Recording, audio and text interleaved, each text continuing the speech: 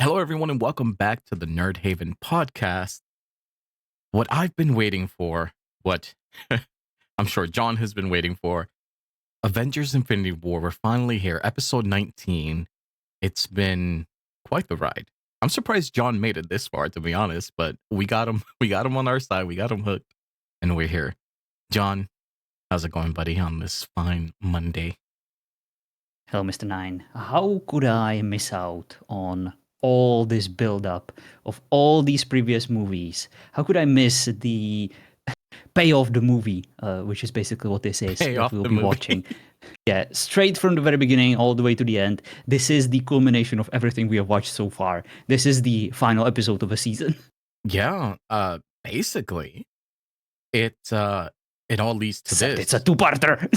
Yeah, it's the two-parter, I guess. But it all comes down to this. And before we start talking about this movie, John, I want to I keep mentioning to you, since you didn't see these movies in theater, the experience for this movie was absolutely insane.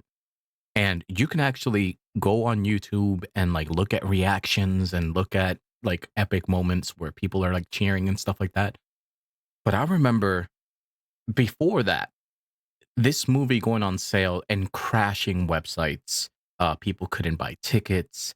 I went in and I bought 8 tickets when when I bought my tickets, just for friends and stuff like. Hey. All right.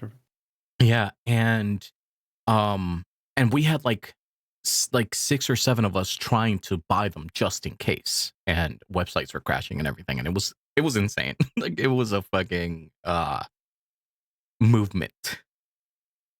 I can only imagine what it must have been like, and even I, who usually does not care, or at the time I didn't quite care about the MCU nonsense, I had a few things spoiled to me, but thankfully I am I believe the medical term is called a dumbass. So I kind of blended a few things together, Ah, and some of the things from the end game I expected them here, and some of the things that were supposed to happen here I kind of expected them to happen like other movies, or I thought them would just gotcha. be like a random, thing from like a dream or something. So So you it had was the still very spoilers, much but it surprising. wasn't clear as to when or why. Yeah, I didn't have the context, which Right. made it completely fine. Like I, of course, whenever I heard some of these lines, I was like, I know this one from the internet memes. I know these pictures of this guy that looks like a ball sack for a chin, and I kind of put a few pieces together, but it in no way derailed my enjoyment of watching this movie. I was still very much surprised. I was still very much excited, and this movie was equally powerful both the first time and second time I watched it. Yeah, so I was really curious to talk to you about this movie because I know that there's aspects of this movie that I felt like you wouldn't really like, or that you would gloss over. And it's because there is a lot of action and stuff like that, uh, towards the second half of the movie. But I knew, or I suspected, that you would enjoy a lot of the weight that came with this movie, with a lot of the character storylines, and a lot of the sacrifices that were made by different characters. And so I was curious exactly where you would land with this one. So I'm excited for this conversation. Definitely. We will have a lot to talk about. I have many notes, and I think the only fitting way to start is to simply say, hear me and rejoice. You have had the privilege of being saved by the great Titan. You may think this is suffering. No, it is salvation. Universal scales tipped towards balance because of your sacrifice. Smile, for even in death, you have become the children of Thanos. The writing in this movie is off the charts. Like, it is Yes. incredible. You know, And one of the things we go- always talk about is the villains, right? And how kind of forgettable they tend to be in these movies. And I wonder if that was all done on purpose so that Thanos would stand above all. Because I don't feel that way about Thanos at all. I think he is menacing. I think that his motivations make sense for somebody like him.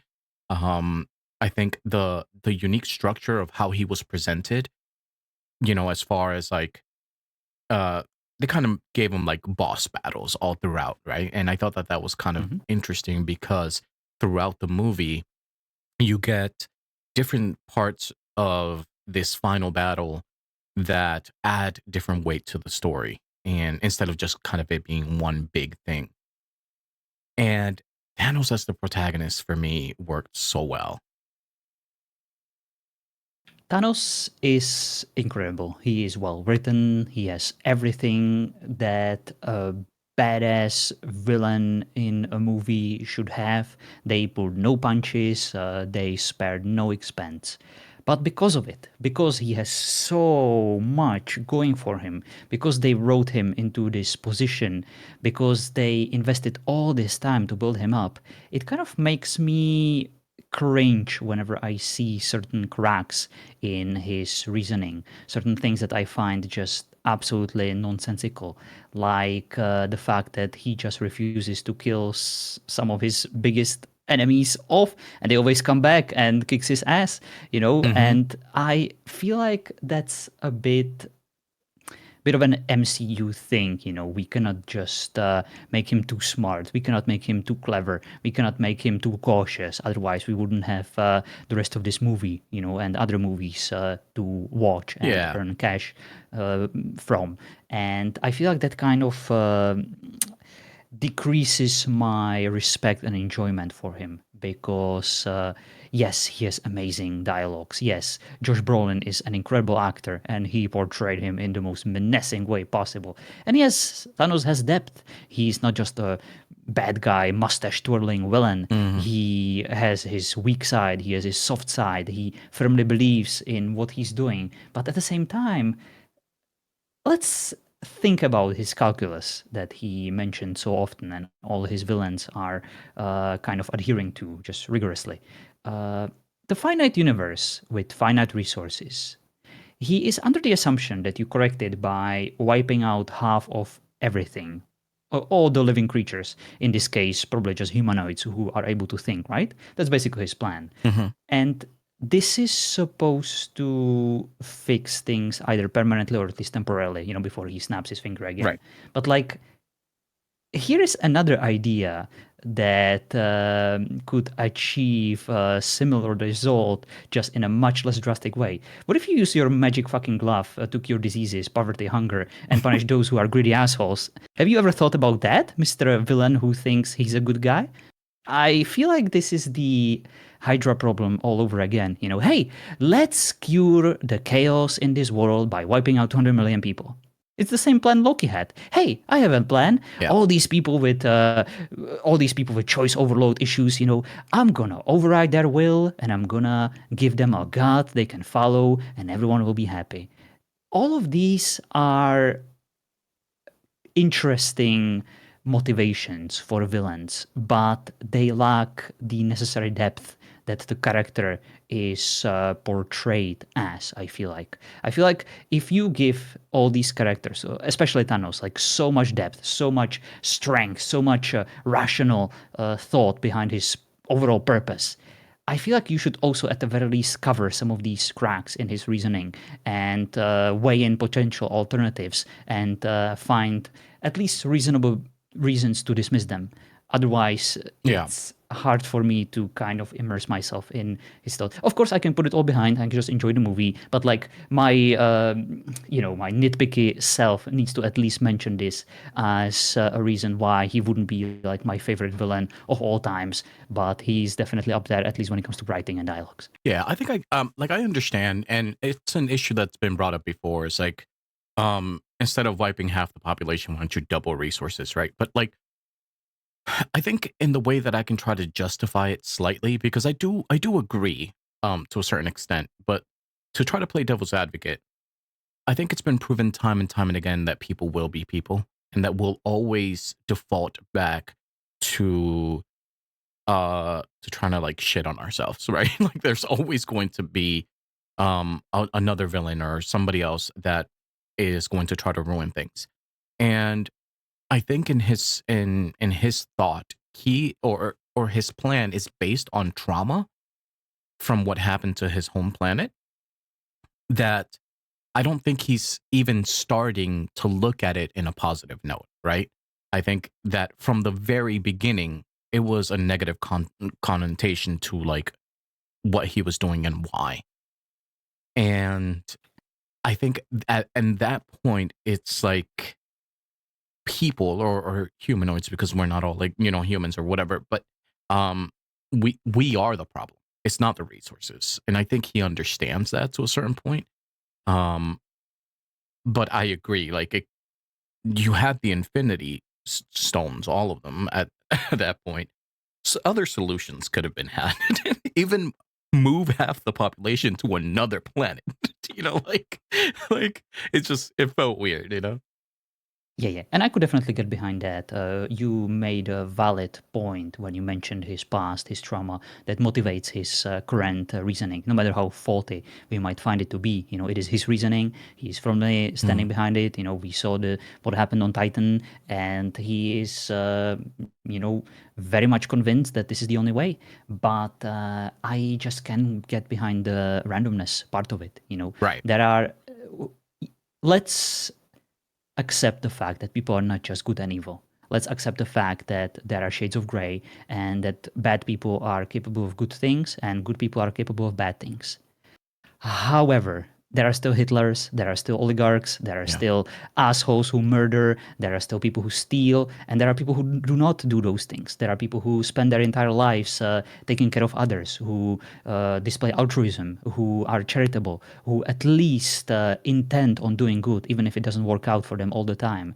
And strictly ethically speaking, randomness makes it inherently unfair. Where he finds fairness in randomness, I find the biggest hypocrisy because the randomness part will inevitably strike those who do not deserve this. You're right.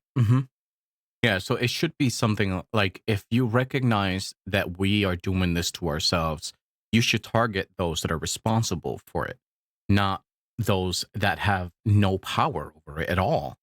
Um, because while, yeah, you can see that humanity is the problem overall, the majority of humanity has no control over what happens in the earth. So so that's why I see the reason that you're going after.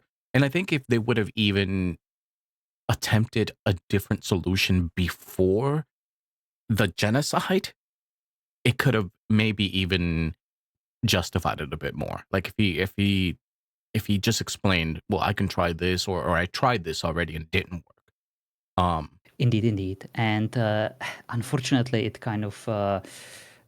it sounds like a final solution, and we all know what connotations that particular event had in our past, and we know that it didn't lead to anything good. Right. And this glorification of Thanos on the internet that I saw when this movie was being screened, I have to say I was definitely a bit disgusted by it.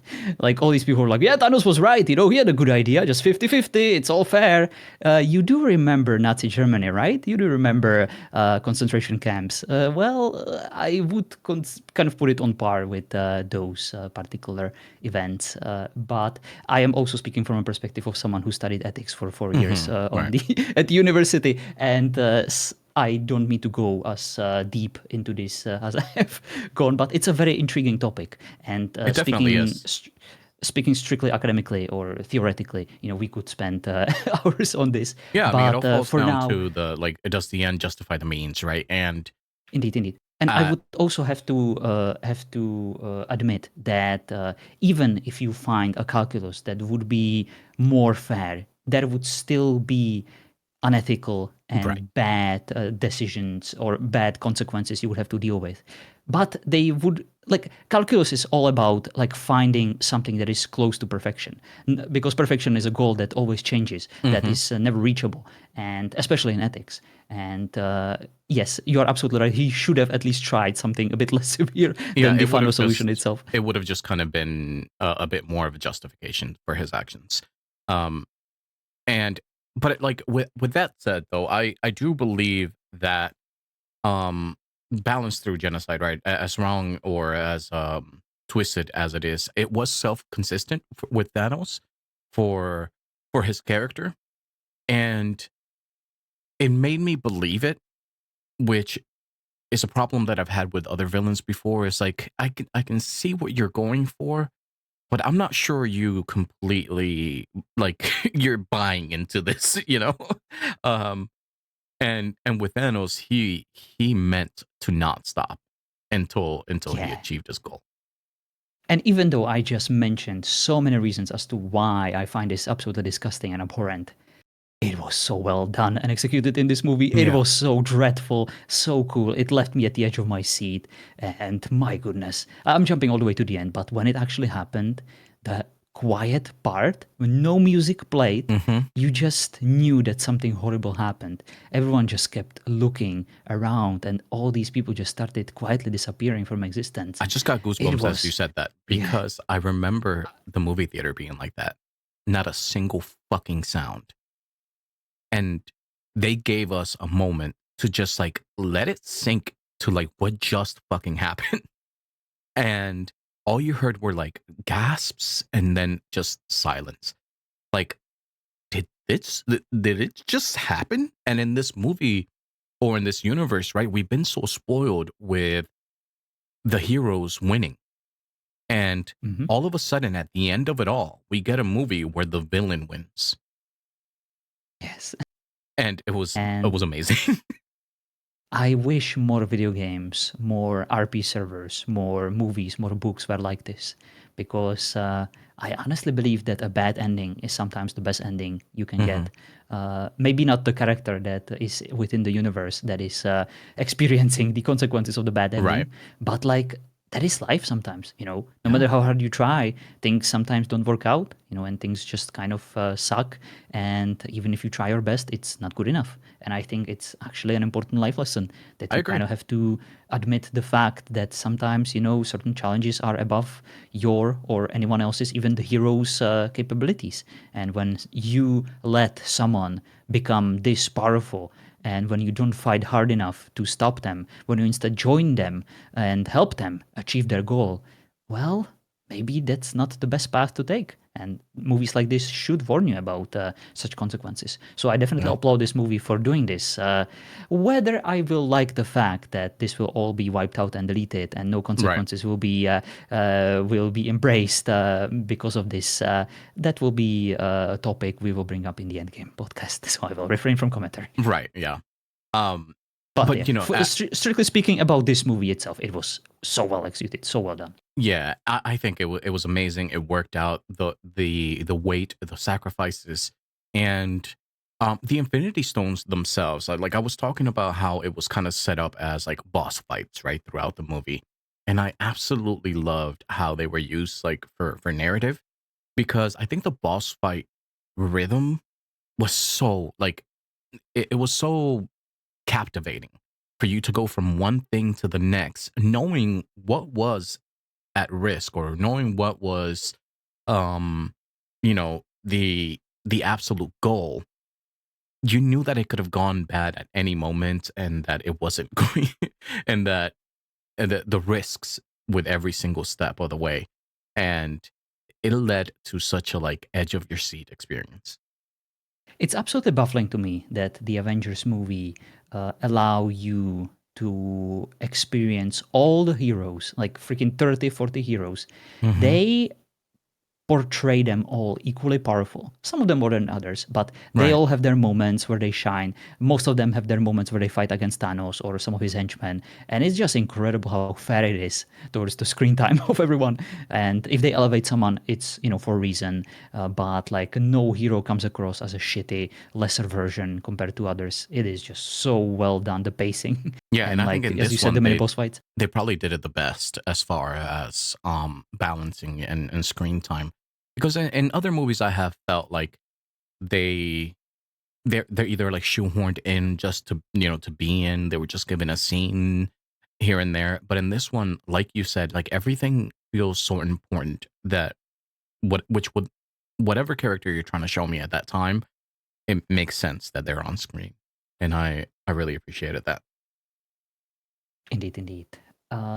We've already discussed the concept of ethics behind the genocide.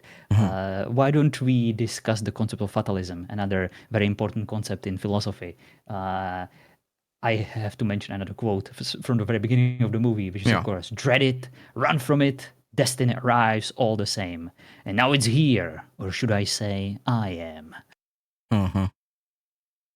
Very, very powerful statement that fits this universe so well Right. because we, of course, know that in Nordic mythology, it's all about fatalism. You know, it's all about the destiny. Things are already written. You know, we have the Yggdrasil and just Ragnarok, you know, is bound to happen.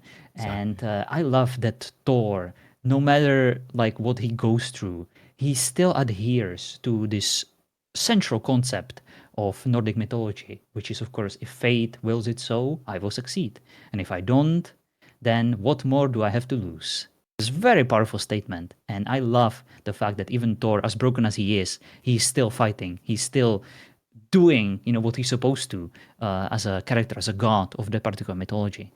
Right, because he believes he's fated to, and I think it's amazing for his character. And as far as like at this point of the story, there's so much to love about Thor. No matter like if I didn't like some of his movies and it's been up and down, his character story arc overall and how much he's lost and just kind of still like persevered through is kind of amazing. I wish I could agree because, of course, he was extremely badass. He had a very important part in this, but the enshittification of Thor, unfortunately, is still happening. And, like, does he understand that the world is kind of ending? That there is this incredibly dangerous threat that just killed his brother for like the second, third, or fourth time? I lost count. Like, I feel like he the stupid ass jokes, the enshittification of Thor kind of started rubbing off of the Guardians too, and Hmm. that pissed Hmm. me right off. Yeah. I hate how this movie treated Quill and the Guardians. Quill the most, and like the stupid dick measuring between him and Thor was just so Yeah, out of place to me. it was I unnecessary. hated it. It was so childish. So just the world is ending. We can all of us can die, and you're gonna like make homoerotic jokes and just be completely uh, ridiculous, childish, and it was just so unnecessary.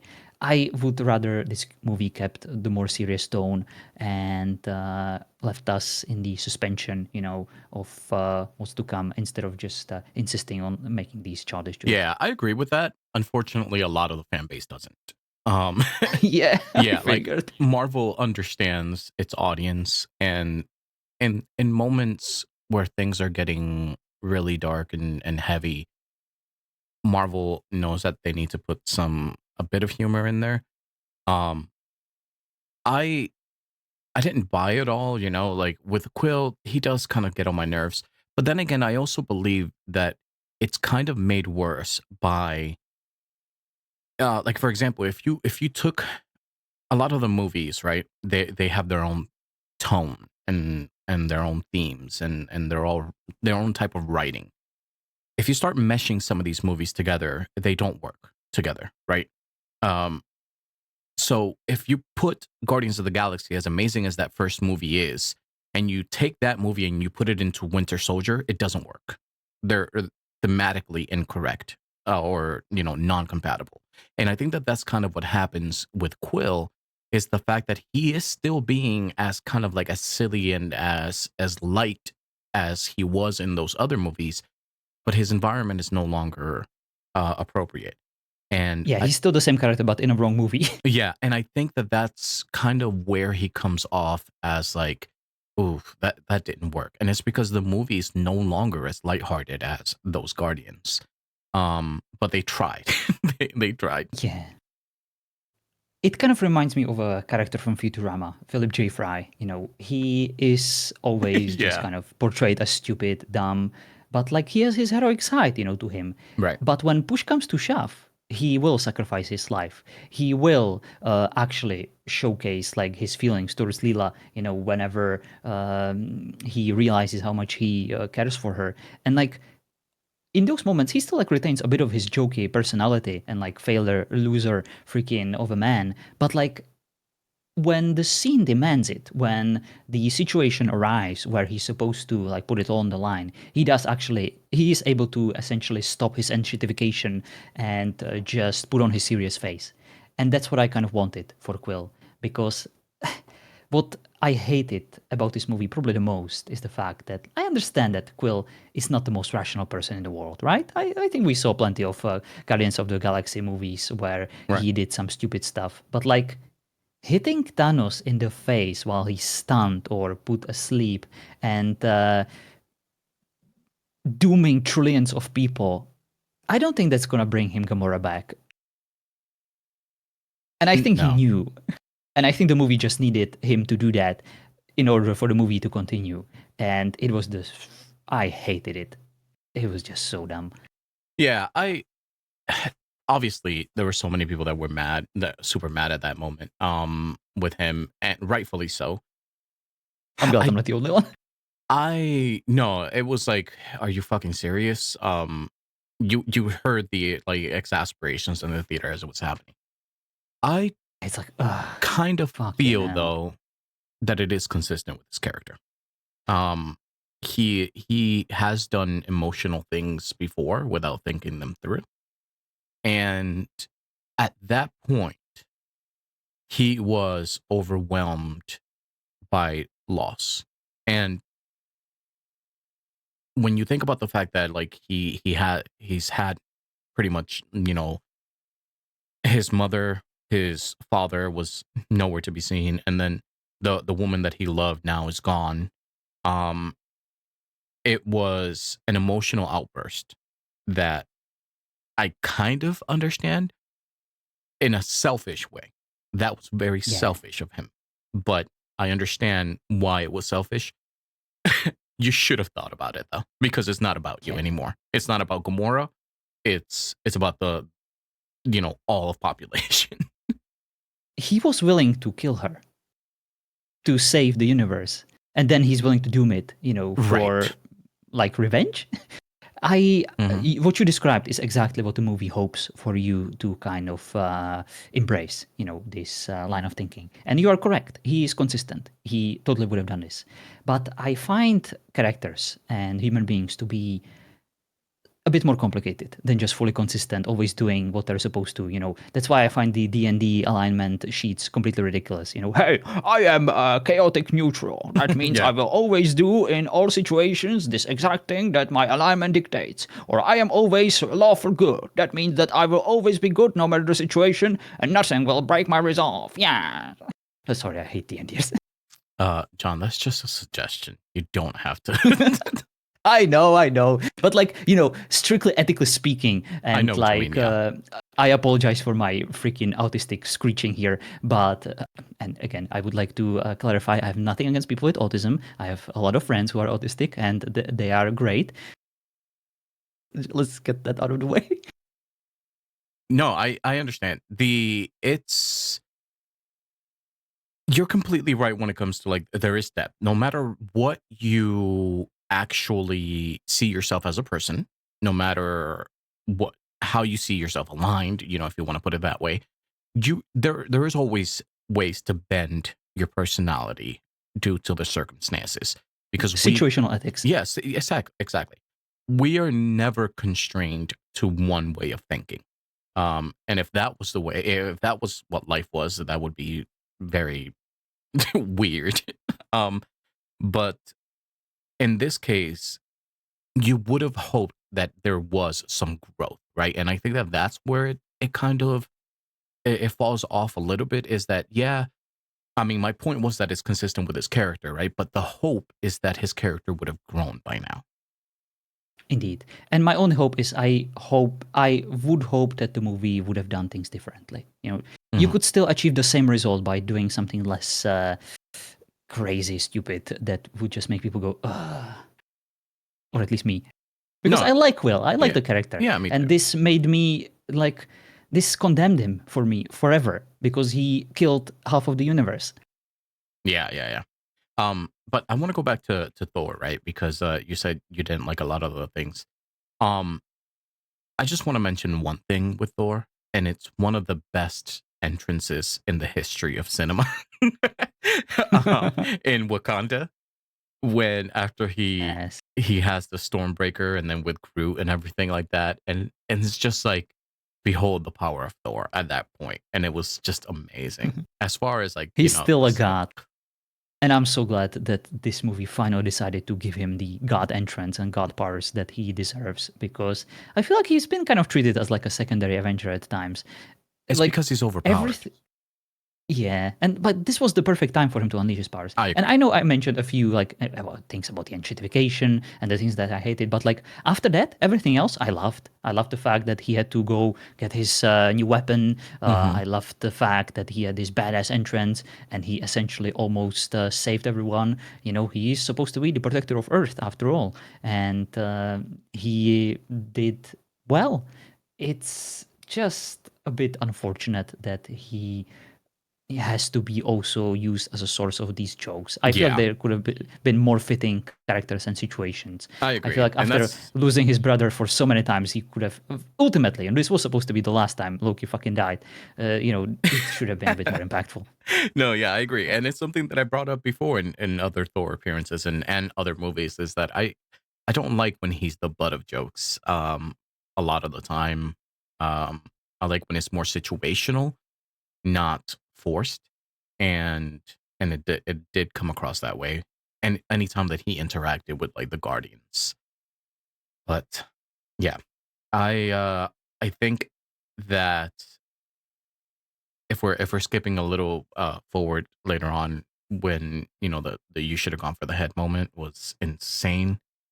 um Yeah, I just like, holy crap, nobody, like, I couldn't have seen that coming. I don't know if anybody did, but it was well done. I loved it. I'm glad he didn't go for the head. yeah, because I mean, with a target so big, right, like, I guess you want to Mhm. improve your success rate of hit, so you're gonna go for the body, right? um but jeez, the way that we it's almost like they dangled a victory in front of us and then they took it away from us instantly. It's like, Yeah, it was masterfully done. yeah, it was so messed up. But how did you feel about some of the other characters? Like, I know that you kind of have a bit of a problem with Spider-Man. What did you hate him in this movie? Even though he was kind of like um sidecast quite a bit here. Spider-Man was completely fine, in my opinion. I tolerated him much better than in his actual movies. I kind of enjoyed his dynamic with Stark, Hmm. as his essential apprentice, his child that he cared about, to be safe and stuff, and of course him misbehaving and doing what he's not supposed to, which is of course to be heroic and stuff. So I was definitely fine with him. Yeah, Spider-Man was okay, unlike other characters. What other characters? Loki! Let's talk about my good friend Loki. Doing Yeah. Loki stuff and failing, as always. A fitting end to his useless character arc. A Weasley character who just dies in every movie. And when I watched this for the first time and for the second time, I was glad because I thought that we are just done with him and I never wanted to see him again. This movie, especially the first time, the second time actually I'm aware, of the Loki series and stuff, but like I was genuinely done. I hated how they portrayed Loki. This was like a little cherry on top. I thought he was just weak. I thought they could have done so much more with him. The god of mischief. He was the god of stupid people because he represented them so well. He just died for nothing. I Weak. I don't agree. I don't. I know. Loki died a hero. And He died a pussy. even though he wasn't successful, it was such an important moment for him as a character because he he died a hero. Like, he did what he thought he needed to do. And then the moment that, and like calling himself Odin's son also, like embracing Asgardian, his Asgardian life or heritage. it was so, for me at least, like such a deep moment. That then again with with the line "You'll never be a god" as well. It's like I still get goosebumps, to be honest. I know that he died and he didn't really achieve anything by what he did, but I think for me at least, the character moment means so much. To me, Heimdall was much more of a badass, and I was definitely cheering for him. Like I just see so much wasted potential with Loki. That's I thought that they could have done so much more with him, and I just kind of hate that he ends up almost, well, basically always just being empty-handed. It's like Mhm. I do agree with you that he got a whole kind of a fitting end, but like it's not even an end. It's just another time he just dies. Everyone thinks he's dead, and I'm just like, ugh. It's like the boy that cried wolf. Just like Yeah, I'm but, tired. like, usually his deception comes from a selfish place, and then this time it wasn't.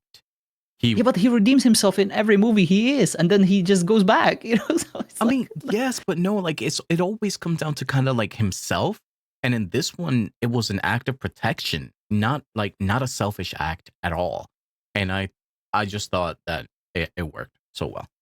And then, if he, for what it meant for Thor as well, um, yeah. for his grief and kind of just sending him His on a grief fucking His grief lasted like 5 seconds, and then he just started dick measuring contest with freaking Guardians of the Galaxy.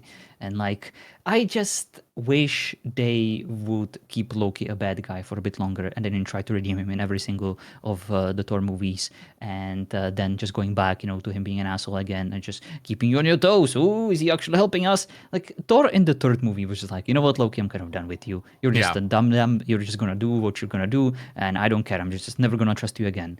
And it's kind of where I am. But that's So kind of what I was just glad family he is, died. though, right? We get on each other's nerves. We we call each other out. We're over you. We don't want to talk to you, and then it's like we're still family at the end of the day. Um, but I don't know. You say that his grief didn't last that long, and I also disagree with that because he was driven by grief and loss the entire time. He was going after Thanos over grief. He wasn't doing it for the universe. he he wanted he wanted to go after Thanos because of what he did. Um, I felt like he went after Thanos first because he's an Avenger, second because he destroyed the entire Guardian freaking not the Guardian, the Asgardian ship, with all the people on it, including Loki, yeah, his and grief, like yeah, but not because just of for what he Loki. lost. No, no, no. I mean, it that drove his grief. Like that event sent him over the edge. I don't think Thanos. I mean, Thor was really focused on like the people of Earth or anybody else. He was driven by revenge the entire time. Gotcha. Well, to me, Thor is uh, the biggest guardian, the symbol of people like of Earth. Maybe I have it like from other movies, other sci-fi shows, like Stargate and stuff, where Thor is always portrayed, as the god in Norse mythology that always loved the people of Earth and like would sacrifice himself for them. But that's just probably me, like inserting, what other I movies mean, and it's kind of TV like what your shows did preference with would Thor. be, right? The same thing with Loki, right? Like how you want to see him Yeah. a certain way, but that's not how he is in the MCU. He's not a villain. He's never been a villain. And Yeah. um and sometimes you want to see him kind of more the mischievous side and doing more things like that, but um he's not a villain. An anti-hero maybe. I'm just kind of sad that we get the best of Loki in the Loki show and Agreed. like not in here. And I get that this is also used eventually, like very well done as a stepping stone, for the show, as like, the motivation behind the show and stuff. And we'll of course discuss it. It's just that I It does feel like a wish they waste would do after more all. with him. Yeah, Yeah, yeah. No, and I don't think you're wrong at all with that statement because I've always loved Tom Hiddleston's performance as Loki. he's great. And I've no matter what movie, it's like a love-hate relationship with Loki. It's like you annoy me, you die or whatever, but God, I would love to see more of you. Yeah. We have a Hulk. That was his best line that I really enjoyed. Yeah. Um, so Well, talking about we talked about some of the characters, but I want to talk about like the theme of sacrifice that is in this movie. Um, because we see it quite often, like on several different points of this movie, with Gamora, with Wanda, with with Tony, with Doctor Strange. Um, and how did you feel that that was handled? And do you think that any of it was kind of like glossed over, or just didn't have the impact you wanted it to have? Or I think it's a very good question, and I have to bring up Iron Man first because when you mentioned sacrifice, uh, Tony Stark spent several movies since Avengers dealing with all the things Thanos inevitably did to Mhm. him, to the planet, to the people he loves. And I love the fact that they brought it up here because we saw it in Iron Man 3, we saw it Right. like in Ultron, in Civil War. It broke him whenever Yeah. the events of Avengers happened. And Thanos was responsible for this. And the fact that he mentions that Thanos has been like in his head for 6 years, I believed him when he said it. And Yeah. I totally understood, where they're coming from, where he was coming from. And it was just very well done. The Yeah. sacrifices that he had to endure because of what this man did. At this And point, sorry to cut you off. At this point, yeah, it's just like Tony has gone through it. He's been through it. And when you think about like how it all started back in Iron Man 1 and the person that he is now, and everything that has affected him to this point, is like, God, I don't envy your life at all. yeah. And then, of course, when speaking about sacrifice, we have to bring Doctor Strange, who is sworn to protect this Infinity Stone, the Time Mhm. Stone. And, like, it's not his choice. He gave his word, his promise. He kind of bound it, with spells to his life.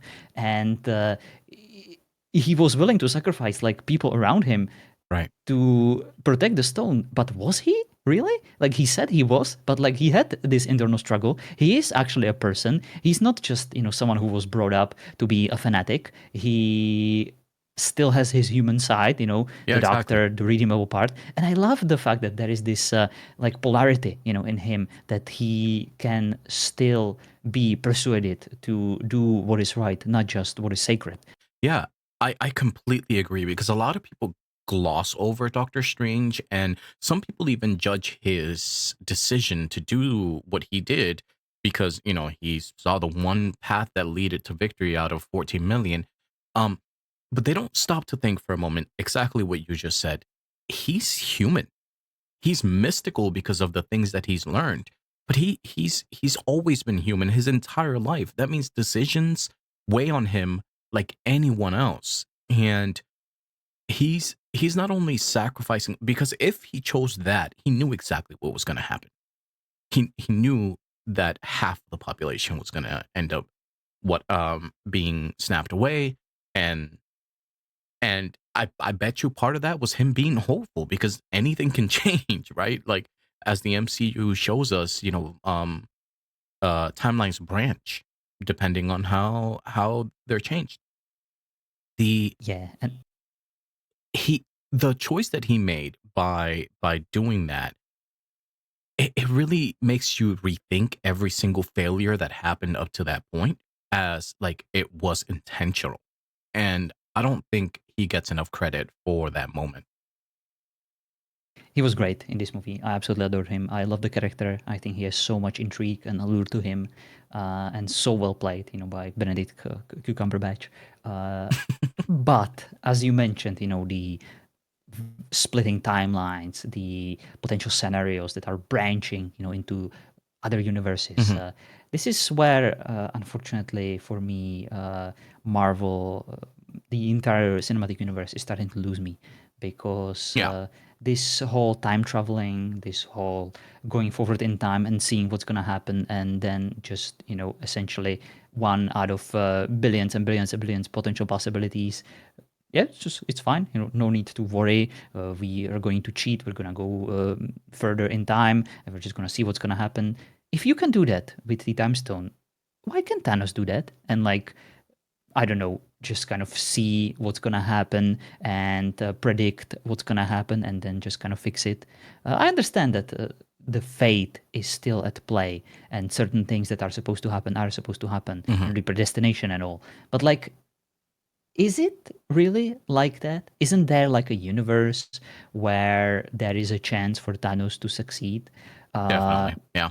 isn't the ratio of potential successes that Thanos, or successful scenarios that Thanos potentially has larger? Shouldn't statistics still be a thing? Yeah. And I think where it kind of comes down to is that Thanos isn't really focused on that because you're right. Once he has the time stone, he should be able to see every single potential um to come, but he never did. He never tried. Because it's not really the concern. He wants to succeed at the moment. And I think that this is one of those things that we've talked about before in certain movies where it's just like convenient to the plot. Um, I think he just wanted to just do what he wanted to do, not thinking about the potential outcomes that come after this. And I think that um that comes later into play, and we won't really talk about Endgame, but at that point he does say, okay, um, you guys are it led you back to me, and now like I have to kill you all. Like it's like because at that point, then he understood that there is more than one outcome. Indeed, he's definitely no chess master because there is a Right. concept in chess where you're not just supposed to make good moves, you're supposed to predict the best moves of your opponent in order to win. You cannot just, focus on, hey, I'm going to do this wonderful move, but I'm totally going to ignore what my opponent is about to do. Oh, wow, I got checkmated, but I made all the Yeah. good moves. That is a great analogy because I think ever since the beginning, we see Thanos making really good moves without ever thinking about the move that's going to be made against him. Um, and Yeah, like ever since the first Avengers, right? Like you don't know what the Avengers are going to do. You don't know how the people of Earth or the mightiest heroes what they're going to do against you. He was just playing strong moves. That's it, and like hoping for the best. indeed, indeed. I we spent a lot of time talking about Thanos, but you have to bring up his entourage because I very Mhm. much enjoyed the villains by his Oh yeah, side.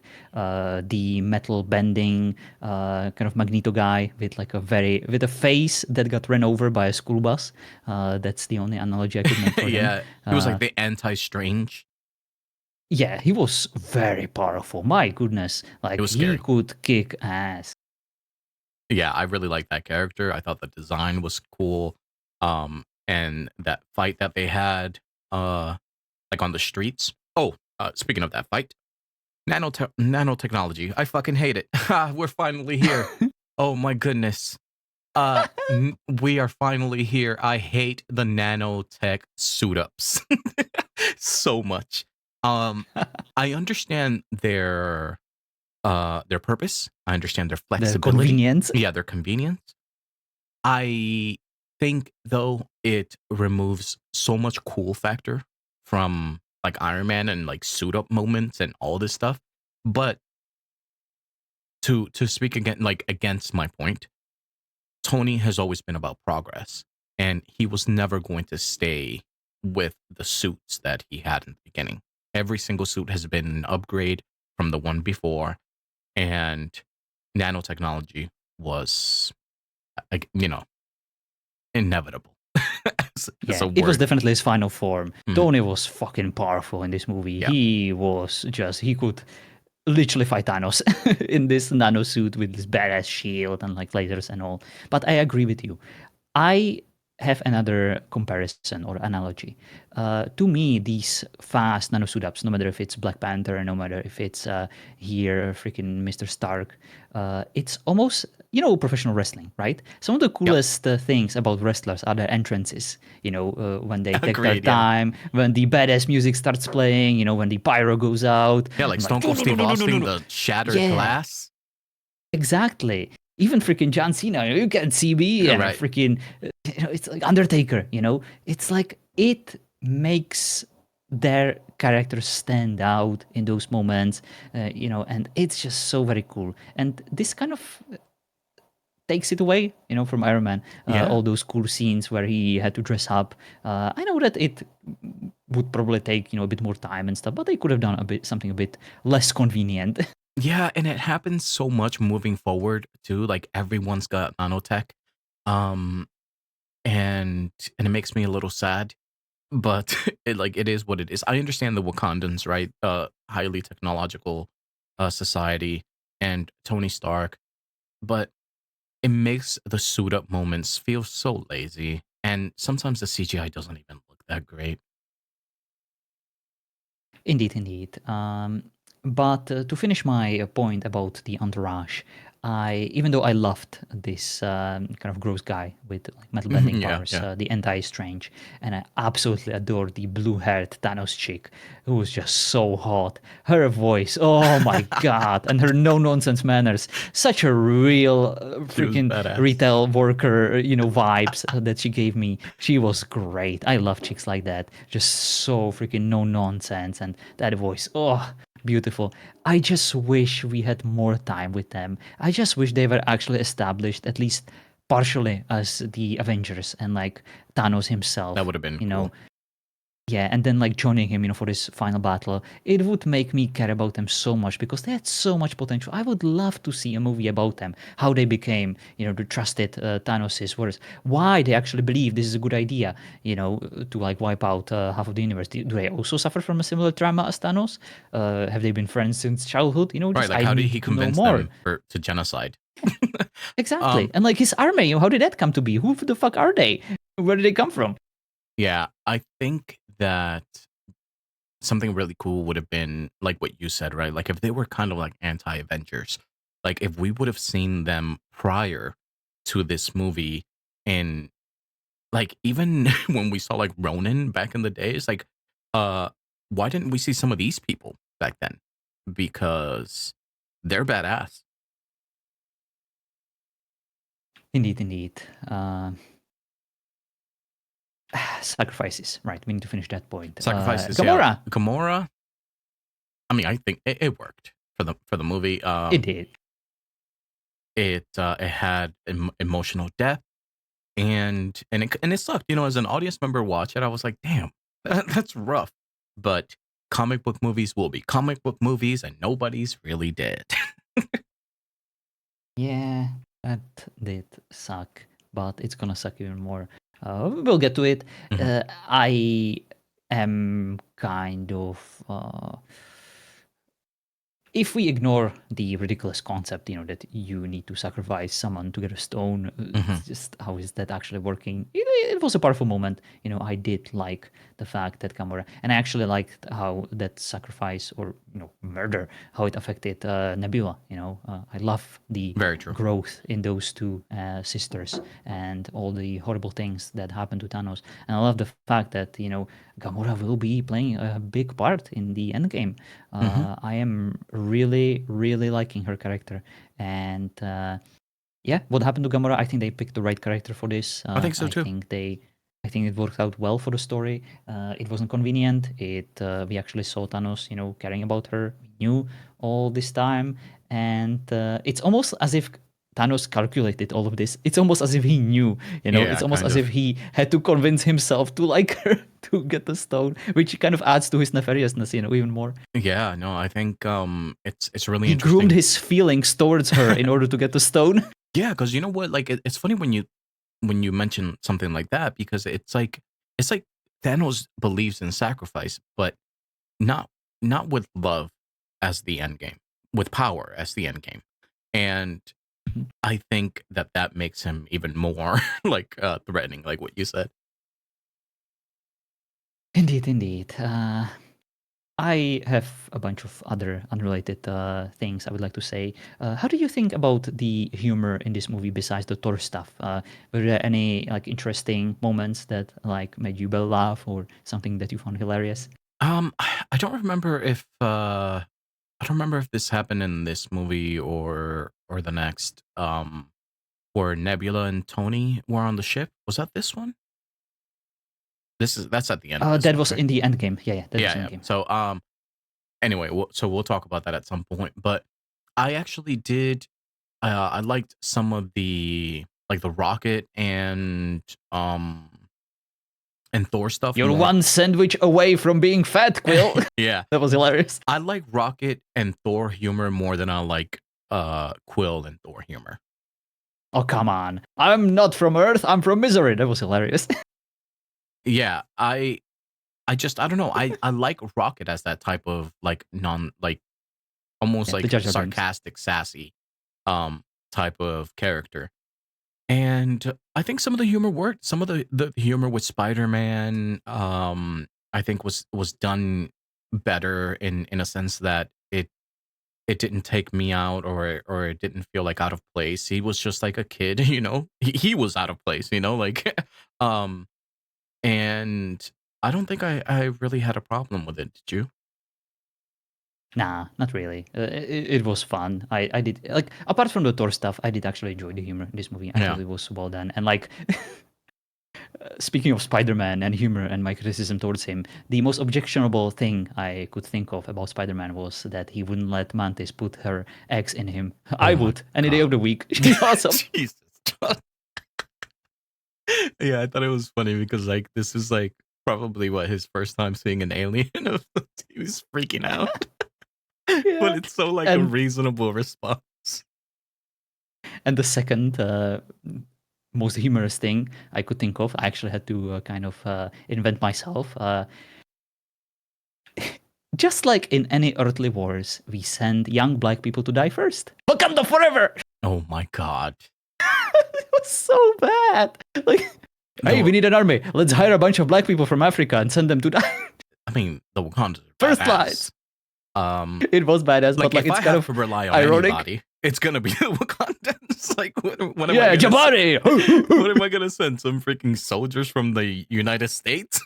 They don't have Yeah, we Wakandan cannot armor. spare any white people, right? We cannot spare Marines or like Shield and stuff. We're gonna send a bunch of black people to die for us. No, Yay! shit. It's more about the freaking armor shields that they have and all this stuff. Yeah, right. Technologically advanced and so culturally heritage. I mean, if we put everybody in the United States in Iron Man suits, or if we build an army of androids, cough, cough. Right?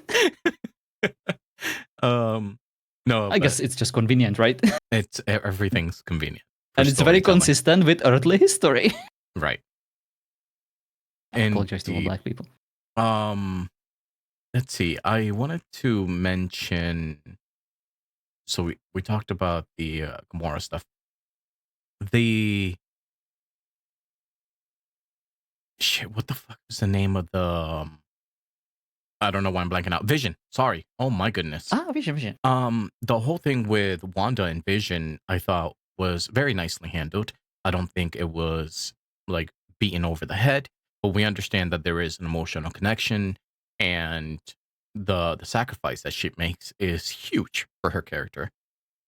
Oh yes, definitely. Also, yet another step up, not step up, set up for another TV show that Right. we will definitely discuss. And yeah, it was well done. It was important for the story. It was kind of heartbreaking. And poor Wanda, you know, she is such a good character. I definitely can get behind her in all the movies, and I will. And yeah, I adore her. Yeah, And I what she remember had with Vision when was cool. she was introduced in what was it, Age of Ultron. I liked her, but it was definitely not like what I wanted to see from her. And they really leaned into that a lot more. Like she was badass. She was powerful. She almost took down Thanos. Uh but no, that's I mean that's an in game, I guess. But they're not afraid of showing how strong she is, even if those moments are nerfed by like something inconvenient happening. It's never really about how strong she is, you know? Yeah, she's perfectly balanced. Like we know that Yeah. she could easily be the strongest of all Avengers of some of the heroes, Right. but there are these human things, these human pesky thoughts and things happening to her. She's vulnerable, you know. She can be overcome, but when she's at her full force, you know, there is a lot of terrible power within her. And it's the chaos magic and stuff, and it does make sense. I think she's a great character, and when speaking of Vision, the stuff about the stone, there Hmm. was one scene that I would like to discuss, and it was they like all the best scientists on Earth are in Wakanda, and they are discussing with the sister of Black Panther, who I very much Sure. enjoyed Hmm. in the Black Panther movie, Shuri. That hey, I guess you guys tried your best. She makes this condescending remark about Tony Stark and Bruce Banner, not being good enough. That these Wakandians can totally like figure it out, because of their technology and super high intellect. That arrogant bitch. I really liked her in the previous movie, but like now she's judging Bruce Banner for not being good enough, even though he's like a radiation specialist for not being able to like Right. extract infinity stone out of a fucking human construct that is made of adamantium. Well, I'm sorry, sure, that he's not as clever and as amazing and as freaking, I don't know, doesn't have the technology as you do. And like and to make fun of Stark for not being good enough? Well, I'm sorry that he's too busy like defending the world. Why don't you just help instead of making these fucking ridiculous comments? Like, if a Yeah. man did this to like a female Stark, oh, there would have been freaking riots in the streets. Yeah. I felt like it was just one of those, hey, I'm a woman, I'm gonna dunk on these guys. Yeah, Yeah. You know girl what? power. What's very interesting about that observation and comment, John, is that Yeah. something happened very recently with another show that Oh. a lot of people were kind of like unhappy with. And it has to do with what you just said, the condescending tone towards Tony Stark. And Uh, so the show Ironheart just recently released. And ah. and in that show, the Ironheart girl, Riri, makes a comment about Tony Stark. And people are like, uh, excuse me? You better like watch who the fuck you're talking about. Oh, so let me guess. She puts him down to kind of elevate herself. Yes. She Ah. makes a comment like saying, "Do you think Tony Stark would be Tony Stark if he wasn't a millionaire or a billionaire?" Um because she's kind of a genius too, right? Like an inventor as well. But her whole thing is that she doesn't have the resources that Tony Stark does. And while I don't completely disagree with that statement, I don't necessarily think you need to talk down to Tony Stark, especially after this takes place after Yeah. everything that he did. You know, like It's such an unnecessary trope. Why can't just both like variables be true? Why right. can't Tony Stark still remain a badass while this chick being a badass? Why can't you get, I don't know, inspired or motivated? You can still exceed someone, you can still be better, but like prove it with your actions, not with your shitty ass fucking attitude in the worst possible moment. Yeah. That just makes you look petty, and like if you consider that a quality or good writing of a character, sure, go for it, but it becomes a little bit of a crutch of like, hey, let's achieve equality between sexes by making the other just come across as Seem lesser. completely useless. Yeah. So and you know what I think it is, and I hate to say this, but it's rage baiting. I think Yeah, that the writers understood what that line was going to do, the type of response, and and that I fell for it. and yeah, and we fell for it, but it's unfortunately the time that we live in, right? Like you get more conversations out of negative things, um, and people are more willing to highlight a negative opinion on the internet, and I think that that's what that's for, which is unfortunate. I feel. Yeah, I'm really sad because in the Black Panther movie, the first, she came across as so sweet and so wholesome. Hmm. And yes, she had those moments of like very much earned sass, with her brother, because that's what you do with your Yeah, siblings, right? sibling rivalry. And yeah, and you can misbehave like to your mother and stuff, but like when a situation is this dire, I feel like there's no place for this, and she should be more fair, and she should be a bit more like, wow, that's Tony Stark. I can learn so much from him.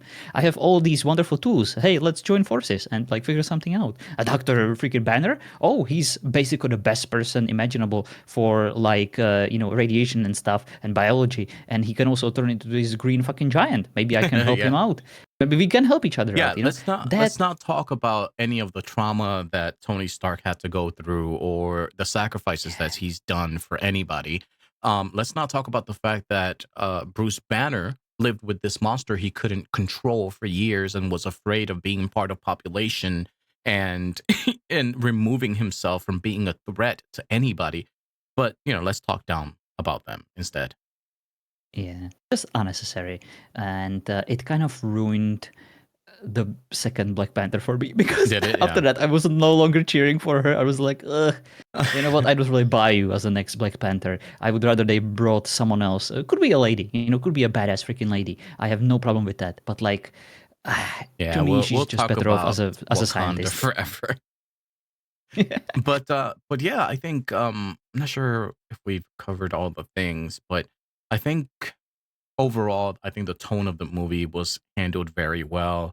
Um, I think apart from some of the jokes that didn't land, but I think the the apocalyptic level of the stakes were very apparent and very you know forefront, and I think it worked. Oh yeah. And I'm not sure if you're ready to get into the rankings, but that's kind of why this movie is at the top of the list for me. It's my favorite MCU movie up to this point. Oh, very interesting. So I did mention some spoilers that I inevitably kind of embraced before watching this movie, right? But one of Hmm. the reasons why I actually didn't mind them and why I still enjoyed the surprising factor of this movie, I actually thought Tony was gonna die here in this Oh, one. I see. Yeah, so, like, the fact that he didn't die was like, "Whoa, he's actually survived?" I guess this is maybe I, like, understood the spoilers wrong, or maybe I kind of missed something out. So, yeah, I was definitely curious how this is gonna turn out, and, of course, we're in the end game now. The the statement definitely had a lot of gravitas to it, and Yeah, the right. end so fucking dark, and you're not the only one cursed with knowledge. So badass, but how the fuck that makes any sense? It's just the small things like that. Yeah. Uh, I also wrote down a note. Disney Plus is a shitty service in terms of streaming quality. I purchased a full HD freaking stream, and these movies have so little bitrate. It's like I'm watching a shitty ass Twitch stream with like 720p. Like, Really? how is that fair? Fucking Disney Plus, I gave you my money, and Is these it like the movies look so. streaming? Is it server related or I don't think so. I think it's because I'm watching it on a browser, and they uh, only give you like the highest quality if you have like on the Disney Plus applications? app on like your TV or something like that. And I just they're such freaking assholes. Yeah, Like that's literally, the pirated version I watched for the first time looked better than what I watched say on no to Disney Plus piracy. because I know the pirates. So yes, it's less. I hated it. Like quality wise, the stream on Disney Plus is just it's a shitty service, and I hate it. So yes, this is me guiding others to a treasure I cannot possess. Watch it on TV and enjoy it at freaking better quality than I did, Yeah, or or on pirated. Blu-ray, people still use those things uncompressed. Oh yeah. Um, I mean, how hard would it be to upload a fucking Blu-ray version? At least in like 1080p, it would have been so much better. um, one thing that I didn't want to not talk about though was Peter Parker's death. I thought was so impactful for Tony. Um, because it if you think about Tony Stark in Iron Man 1, you'd probably be like, "Damn, this kid just died in front of me." but like, but the way that it happened, and also how clever it was that this was pointed out after the fact because I didn't really pick up on it. Um, the fact that Peter Parker's death took a bit longer, and they say it's because of his Spidey sense, like he felt it coming before it started happening, and that's why like his death was slightly longer than others. I thought that that was really clever.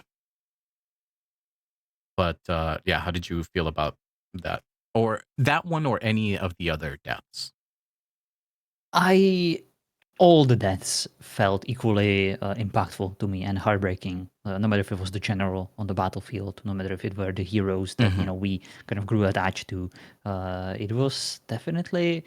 the entire moment, the entire scene, after the snap was just Yeah, you just sit there and watch it happen. completely, yeah, completely like heartbreaking and just jaw dropping. It's just like, what the hell is going on? They actually did it. Those mad freaking MCUers, they actually did it. And when we get to the post-credit scene with Nick Fury, motherfucker, he almost said it. Yeah, he did. It was so good. Um, Uh, and I just to go back to my experience, John, the, everybody leaving the theater was like we had just lost family members. Like oh, like everyone was kind of quiet in shock, hurt. Some people were crying. Um, and it's just like, what the fuck just happened? Like it was insane. It was such a brave decision for them to do that. And we were all basically uh just waiting for an entire year to see what happened after that. entire year. That must have been such a freaking cliffhanger. And the only thing that they gave you to satisfy the cliffhanger was fucking Captain Marvel. Yeah. Such a middle finger. God damn. But we'll get to that movie. But I'm gonna say two extremely controversial things right now. I hope you're ready. Do you need to give a disclaimer about women or I will give a disclaimer to all MCU fans that thought that I am worth saving, that there are certain redeeming aspects to my wacky oh my god. judgment about these movies. All right. On my second watch of this movie, when I mentioned, after Black Panther, they kind of want to get it done, to go watch Infinity War, I was actually more excited to watch the second Ant-Man movie. Really? Oh my Yes. god. Yep, I controversial. will. Controversial indeed, and I cannot wait for us to discuss the second Ant-Man movie, which of course is next. It's not just the, Captain Marvel, which we will discuss after that, which I'm also very excited to discuss. Yeah. But and the very last, the most controversial thing of them all that I will end this podcast with, after I will tell you that currently my rankings are that this movie to me is below Thor and above Thor 3. Wow. So it's exactly in the middle for me. Okay. I firmly believe that they should have ended the MC universe here with this movie. I thought that they should have closed the book. I thought that this was the perfect movie to end things. And I kind of hate that the end game is going to happen. And I can already tell you that I will absolutely hate the end game, and it will be my least favorite movie of all the MCU movies. Oh I will my actually god. spoil this to you. You're crazy. And I cannot wait to discuss it because I like how this movie ended, and I think Endgame will completely ruin it. You're crazy, John, but that is a conversation to have then. I I mean, I can see where it landed on your list. It is my favorite just because of all of the things that paid off in this movie. To me, it's very, very rewatchable and super entertaining in different aspects of it. Like as far as like the drama, the action, the humor, Yeah, and so much is going on that it's kind of impossible to embrace it during your first watch. yeah, agreed. And then just remembering that theater going experience was almost unlike anything I've ever seen, like been to or experienced in my life before. Um, that's only challenged by Endgame afterwards, and yeah, that's why it's number one for me. Interesting, interesting. Well, I certainly can discuss. I cannot wait to discuss the end game. And yeah, Yeah, let's well, bring it. that's gonna be it for today. That was a good conversation. We knew that there was a lot to discuss in this one. It's a bit of a longer episode, but Endgame, like the entire MCU, it had a lot to deliver and it had a lot to kind of bring together to one point. But this one just basically had to set all that up. And I don't think Endgame would have been nearly as successful if this one didn't hit the mark, you know? Indeed, indeed. But John, thanks for Good. hanging out. Thanks for the conversation.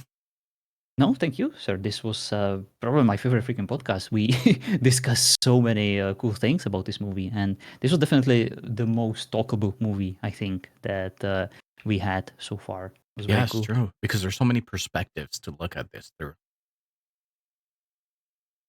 But yeah, and if you get philosophical, then I could have probably had you talk even more about it.